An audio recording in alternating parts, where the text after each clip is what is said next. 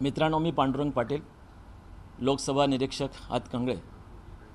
माननीय शिवसेना पक्षनेते एकनाथ शिंदे साहेब यांनी मला या ठिकाणी निवडणुकीच्या काळामध्ये नियुक्ती केलेली आहे. मी शनिवारपासून या मतदारसंघामध्ये 6 विधानसभामध्ये इथल्या पक्ष नेतृत्वाला न कळवता माझी स्वतःची चाचपणी करणं आवश्यक होतं. कारण वेगवेगळ्या वृत्तवाहिनीवरती वेगवेगळे विषय हाताळले जात होते, म्हणून मला ते फिरून जनतेचा अहवाल घेणं अपेक्षित होतं. तो अहवाल मी गेल्या 4 ते 5 दिवसामध्ये घेतलेला आहे.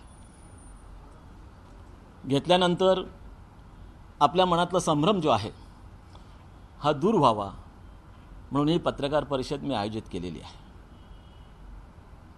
माननीय शिवसेना पक्षाच्या मुख्य नेत्याने धैर्यशील माने यांची उमेदवारी जाहीर केलेली आहे.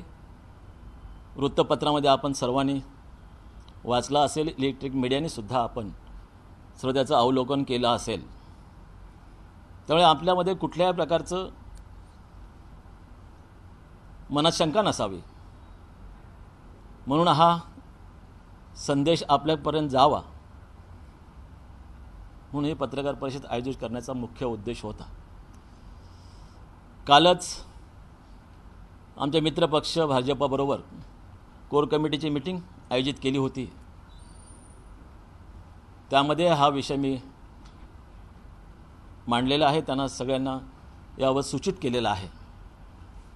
आणि सर्वांनी ही लोकसभेची निवडणूक असल्यामुळे माननीय पंतप्रधान मोदी साहेबांचे हात बळकट करण्यासाठी युतीमध्ये जो उमेदवार दिला जाईल त्याला निवडून आणण्यासाठी सर्व आपण कटिबद्ध आहोत असं सर्वांनी एकमुखाने काल हात उंचावून सिद्ध केलेला आहे. म्हणून वृत्तवाहिनीवरती ज्या शंका आहेत त्या शंका आता याच्यापुढे थांबतील अशी मी आपल्याकडनं अपेक्षा व्यक्त करावी, तर ते वावगं नसावं. या 6 विधानसभामध्ये दौरा करत असताना बऱ्याचशा ठिकाणी मला चांगले अनुभव आले. धैर्यशील मानेने कमी काळामध्ये प्रत्येक ग्रामपंचायतीपर्यंत केलेली विकासाची कामं असतील किंवा त्यांना मानणारा वर्ग आहे, भाजप असेल, अजितदादा पवार गट असेल, RPI असेल, सर्वांनी आपापल्या परीने जी कामं केलेली आहेत ह्या सर्वांना बरोबर घेऊन या लोकसभेमध्ये धैर्यशील माने कसे चांगल्या मताने विजयी होतील आणि भाजपचा जो नारा आहे 400 पार, त्यासाठी आम्ही सर्वजण कटिबद्ध आहोत असं सर्वांनी मनोमनी ठरवलेलं आहे.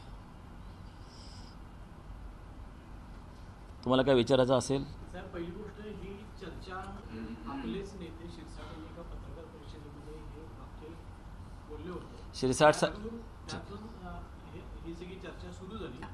हे सगळं सुरू असताना काल पुन्हा त्यांनी ते स्टेटमेंट केलेलं आहे कालच्या पत्रकार परिषदेमध्ये की पश्चिम महाराष्ट्राने विशेषतः हातकर्णी असेल. त्यामुळं नेत्यांमध्ये संभ्रम आहे की अजूनही तुमच्यामध्ये कन्फ्युजन आहे की हे द्यायचे की नाही? कुठल्याही प्रकारचं कन्फ्युजन आमच्या नेत्यांच्या मनामध्ये नाही. काल तसंच माननीय शिरसाट साहेबांनी तसं निवेदन केलेलं आहे.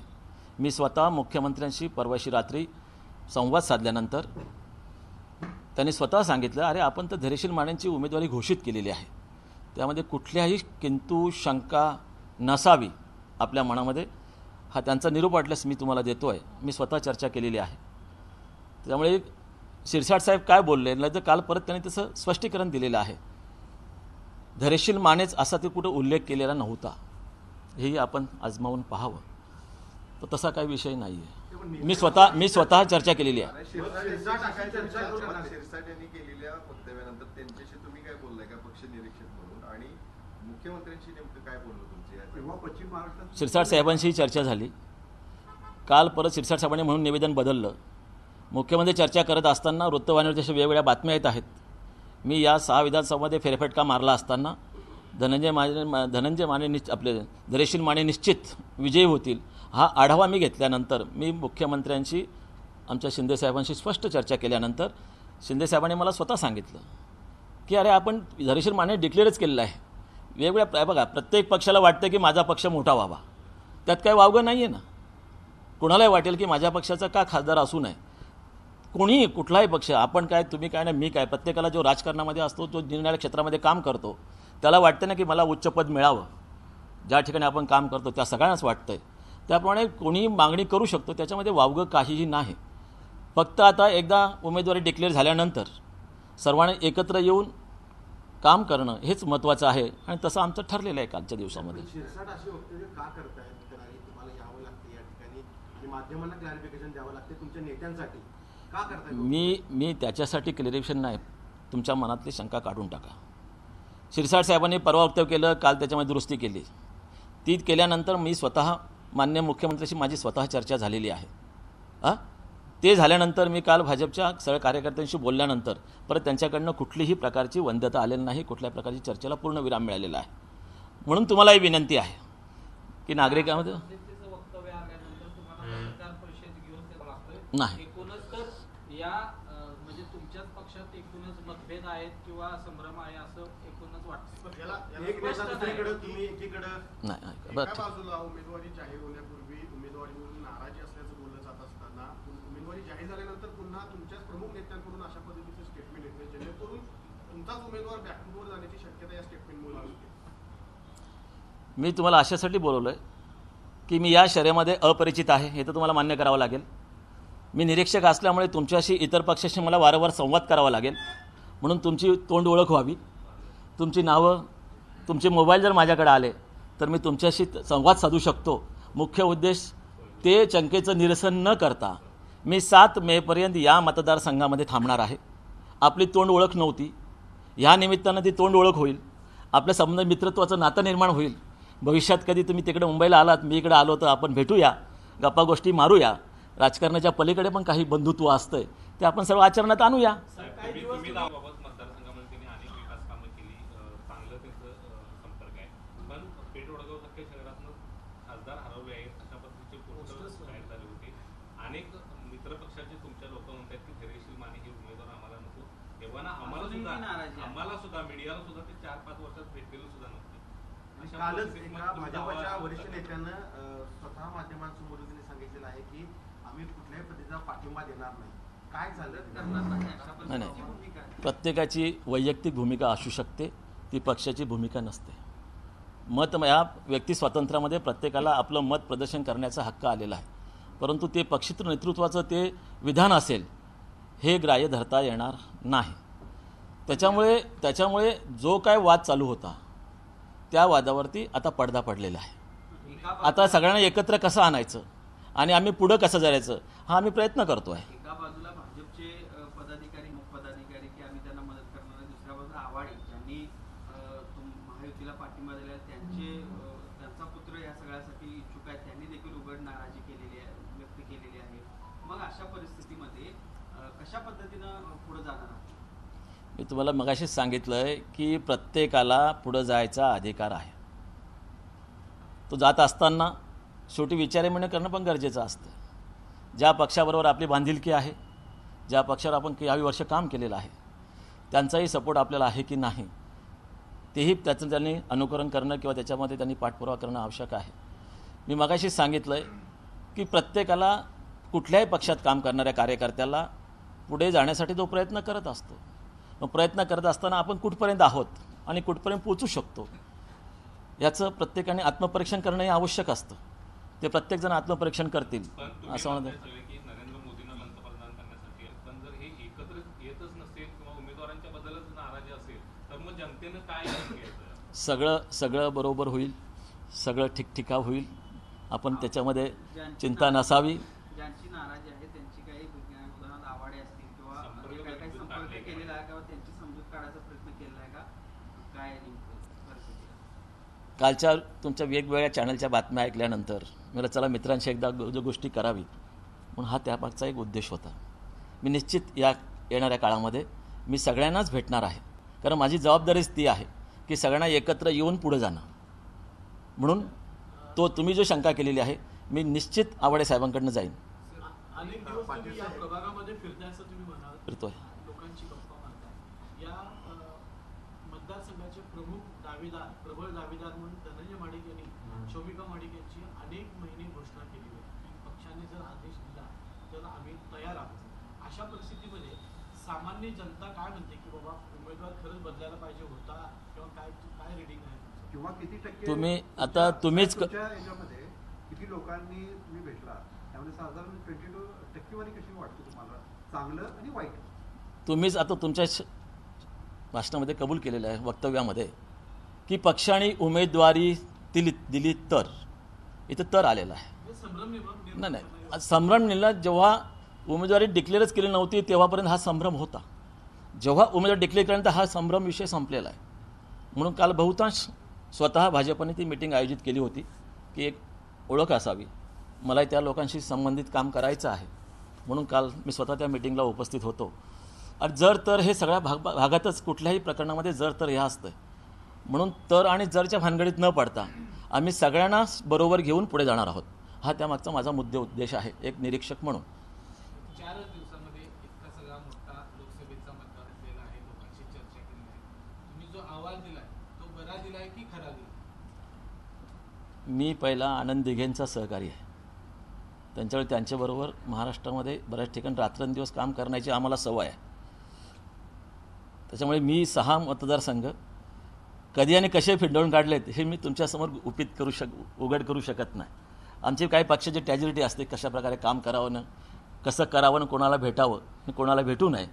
त्याप्रमाणे बऱ्याचशा लोकांना, विरोधी पक्षातल्या लोकांनासुद्धा मी या कालखंडामध्ये भेटलेलं आहे. जे उमेदवार इच्छुक आहेत त्यालाही काही लोकांना मी भेटलेलं आहे माझ्या पद्धतीनं. नंतर मी धैर्यशील मानेंना भेटलो आहे. तो धैर्यशील मानेंना माहीत पण नसेल की मी या शहरामध्ये आलेला आहे. पण पाटील साहेब, अगोदर त्यांची उमेदवारी जाहीर झाली, आरक्षण करतात, याचा अर्थ काय समजायचा? आणि दुसरं म्हणजे तुमच्याच या शिवसेना शिंदे गट जो आहे, तुमच्याच फक्त खासदारांसाठी हा काय व्हायला लागला की आता नाशिकमध्ये तो प्रॉब्लेम झाला आहे, हिंगोलीमध्ये हेमंत पाटलांचा प्रॉब्लेम झाला, इथं दोन्ही खासदारांचे ते प्रॉब्लेम झाले होते. हे तुमच्याच शिवसेनेसाठी होत आहे? नाही, शिवसेना पक्ष पहिल्यापासून परंपरा आहे. मी बरेच वर्ष लोकसभेची निवडणूक असेल, विधानसभेची असेल, महानगरपालिकेच्या असतील, जिल्हा परिषद असतील, वर्षानुवर्ष निरीक्षक म्हणून ह्या महाराष्ट्रामध्ये बऱ्याचशा शहरामध्ये गेलेला आहे.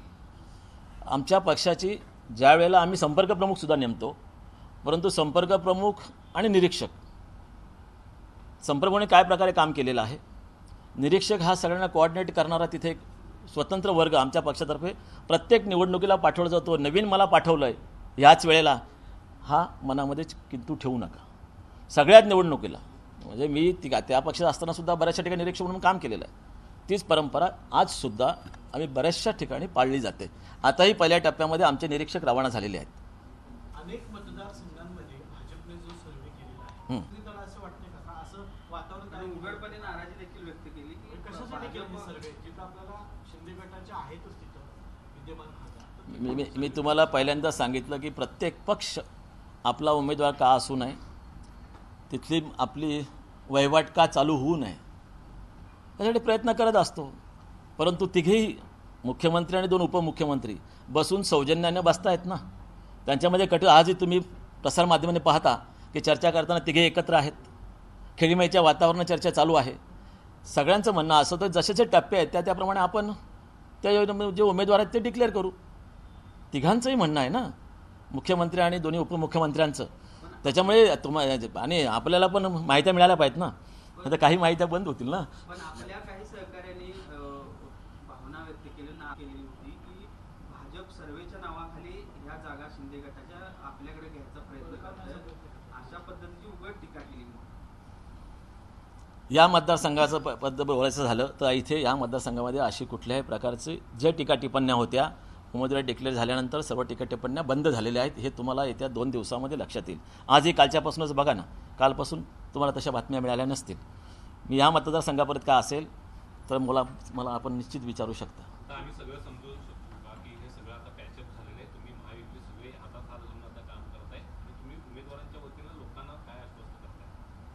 लोकांना आश्वस्त करण्यापेक्षा की जी काम आम्ही नागरिकांसमोर जाताना, मतदारांसमोर जाताना माननीय पंतप्रधानांनी केलेली कार्य, राज्यामध्ये मुख्यमंत्र्यांनी केलेली कार्य, हा पॉझिटिव्ह थिंकिंग घेऊनच आम्ही मतदारसंघामध्ये जाणार आहोत. समोरच्या उमेदवारांनी काय केलं त्या भानगडीत आम्ही पडणार नाही. जी विकासाची कामं आम्ही केलेली आहेत, शिंदेसाहेबांनी केली असतील, महाराष्ट्र शासनाने केली असतील, तीच घेऊन आम्ही मतदारांपर्यंत पोहोचणार हे स्पष्ट आहे. या दोन्ही मतदारसंघात शिवसेनेचे दोन्हीकडून पूर्णही झाले, मात्र मतदारसंघात तुम्ही फिरत असताना आज ठाकरे गटाला उमेदवार शोधण्याची वेळ येते. आज हा नंतर त्याच्याशी अशी चाचपणी सुरू झाली. तुम्ही मतदारसंघात फिरताना ठाकरे गट अस्तित्वात आहे का नाही हे जाणवते का तुम्हाला? त्यातल्या गटातले बरेचसे लोक स्वतःहून मी आल्यानंतर, कारण बऱ्याच वर्ष मी जवळजवळ 42 वर्ष पक्षामध्ये काम करतो आहे, त्यातले काही लोक स्वतःहून मला भेटून गेलेले आहेत. त्यांनाही शिंदेसाहेबाबरोबर काम करण्याची इच्छा आहे. मी बोललो जेव्हा वेळ येईल तेव्हा निश्चित मी तो विचार करेन. बरेचसे उबाटाचे लोक मला भेटून गेलेले आहेत. हातकणंगलेमध्ये राजू शेट्टी आणि धैर्यशील माने यांच्यातच लढत होईल असं महाविकास आघाडीकडून शिवसेनेचा एक उमेदवार देखील दिला जाणार आहे. आज त्या संदर्भात बैठक देखील आहे. याचा फटका नेमका कशा पद्धतीनं आणि कुठल्या नेत्याला बसू वाटते? आमची गणितं वेगळी आहेत. तुम्ही आताच मला उघड करायला सांगता काय? आम्ही आमच्या पद्धतीनं आमचा उमेदवार कसा सामोरं जाईल आणि कसा मोठ्या 2 लाखामध्ये कसा मतधक्क्याने तो विजयी होईल हे आमचं ध्येय आहे. त्यामुळे आमच्या ध्येयाप्रमाणे आम्ही सर्व मित्रपक्ष मिळून काम करणार आहोत. समोरचा व्यक्ती, समोरचा उमेदवार कोण घोषित होणार आहे, कोण उमेदवारी करणार आहे, त्या बाबतीत आम्ही दुर्लक्ष करणार आहोत. मगाशीच सांगितलं की प्रत्येकजण आपापल्या पद्धतीने काम करणार आहे.